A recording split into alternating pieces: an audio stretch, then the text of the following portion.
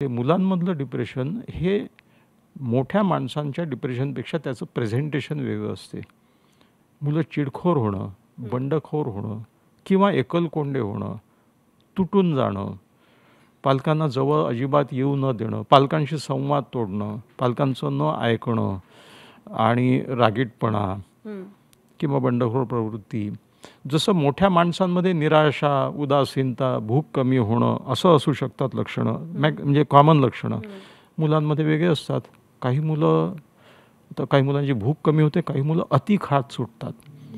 Obesity, लठ्ठपणा मुलांमध्ये ही एक भारतातली फार मोठी समस्या आहे. भारत मधुमेहाचा तर राजधानीच आहे. ओबेसिटी मुलांमध्ये 10वी 8वी 9वीतले मुलं पोटं सुटलेले मुलं दिसतात. कारण एकतर खेळाची मैदानं आक्रसली आहेत, त्यांना स्वतःच्या एंटरटेनमेंटसाठी वेळ नाही.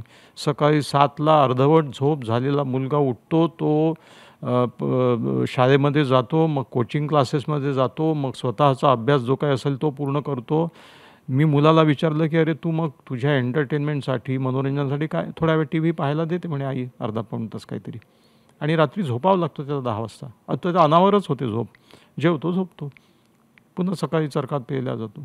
या सगळ्या याच्यामध्ये डिप्रेशनमध्ये गेलेली मुलं काउच पोटॅटो होतात, खात बसतात, वजन वाढतं. TV समोर बसायचं आणि खात बसायचं. आता TV म्हणजे तंत्रज्ञानाला मारक ठरतं. आपल्याकडे पहिले नाटकं होते, रेडिओ आल्यावर नाटकं गेले, TV आल्यावर रेडिओ गेला. आता मोबाईल आल्यावर TV मरायला लागला, कारण TV समोर बसून लोक मोबाईल बघतात. त्याच्यामुळे हे एक हाताशी आलेलं त्यांना सहज साधन झालेलं आहे डोपामिनचा डोज मिळवण्याला. सहज मिळणारं जे एंटरटेनमेंट आहे, ज्याच्यामुळे मेंदू उत्तेजित होतो, ते म्हणजे एंडॉर्फिन, डोपामिन हे आपले मेंदूतले उत्तेजक आणि काय म्हणतात आनंद देणारे, हॅपीनेस, प्लेजर देणारे हॉर्मोन्स आहेत.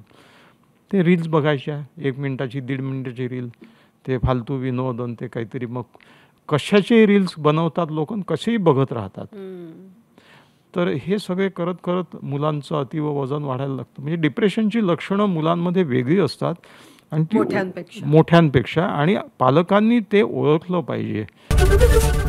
ABP माझा, उघडा डोळे बघा नीट.